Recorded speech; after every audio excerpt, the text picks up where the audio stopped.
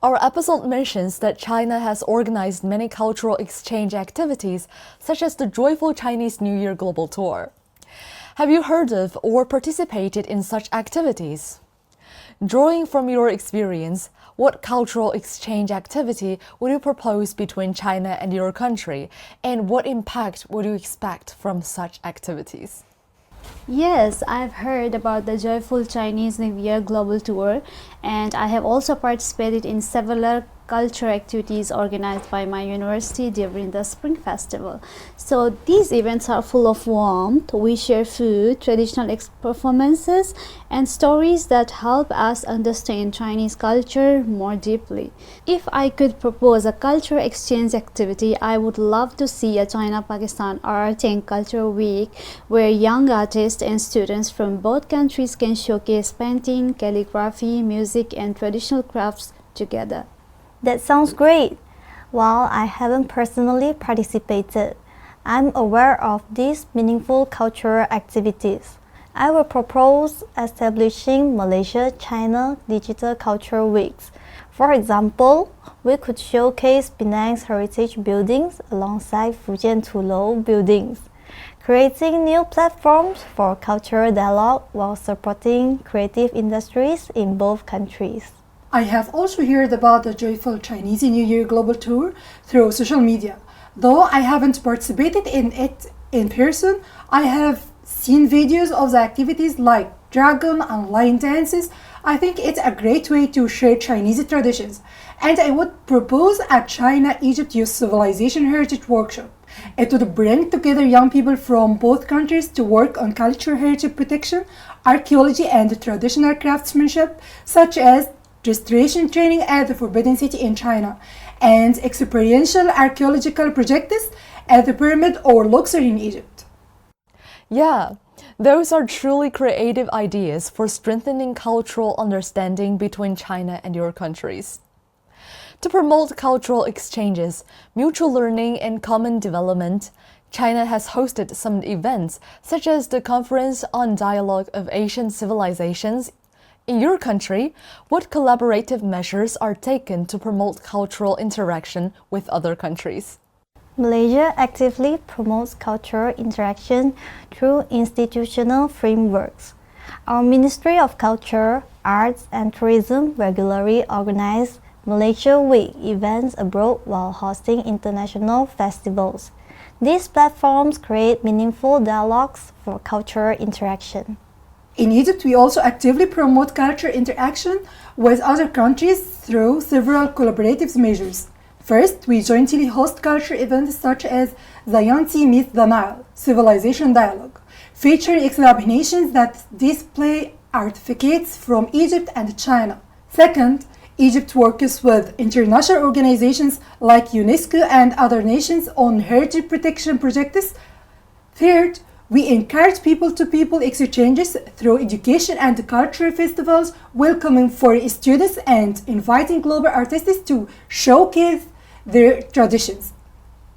It's impressive how Egypt connects ancient civilization through modern cooperation, and in Pakistan we also attach great importance to cultural interactions, and many activities are organized through the Pakistan-China Cultural Center and Confucius Institute.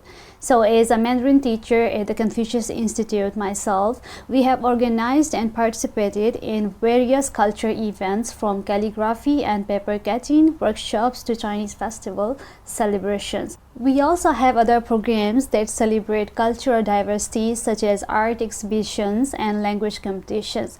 It's inspiring to hear how cultural cooperation builds stronger relationships across nations. Speaking of education, Luban workshops have trained a large number of localized technical talents for many countries across Asia, Africa, and Europe.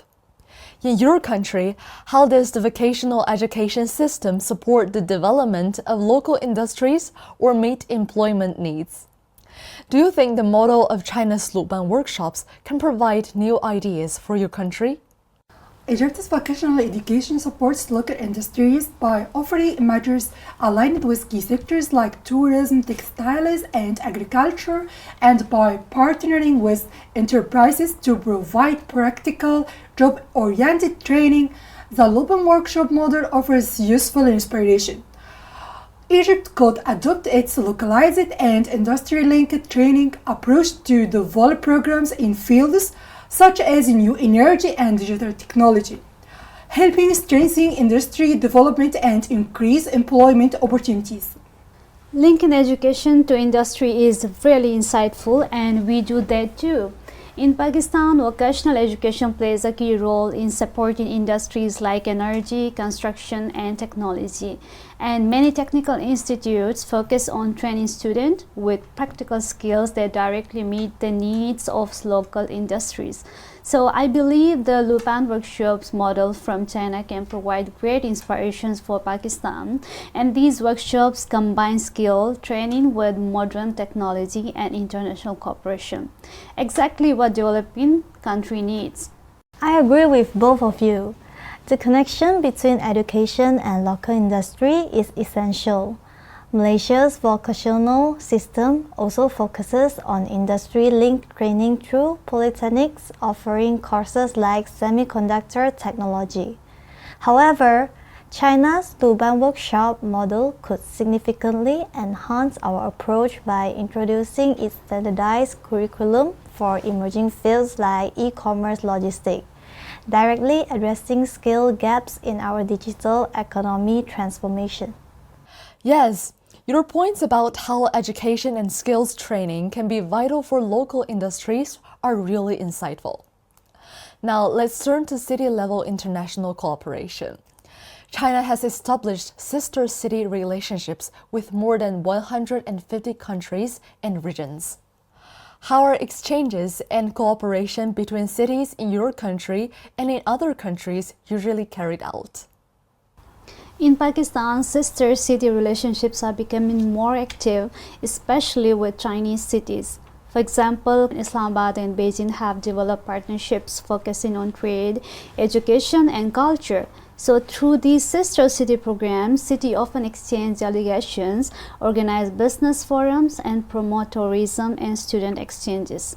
I think these connections are very, very meaningful, and they bring people closer, encourage mutual understandings, and turn government-level cooperation into a real friendships between ordinary citizens.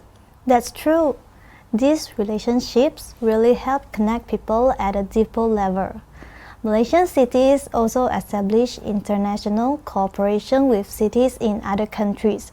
For instance, Penang has established sister city relationships with Guangzhou and Xiamen, fostering close ties in trade, culture, and tourism.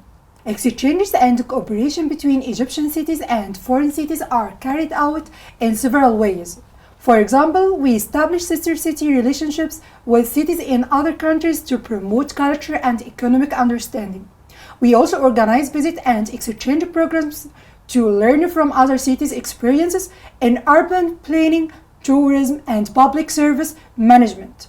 What's more, joint festivals and exhibitions bring together artists and creators from Egypt and sister cities to share culture and artistic experiences, strengthen people-to-people ties, and sustainable cooperation between cities.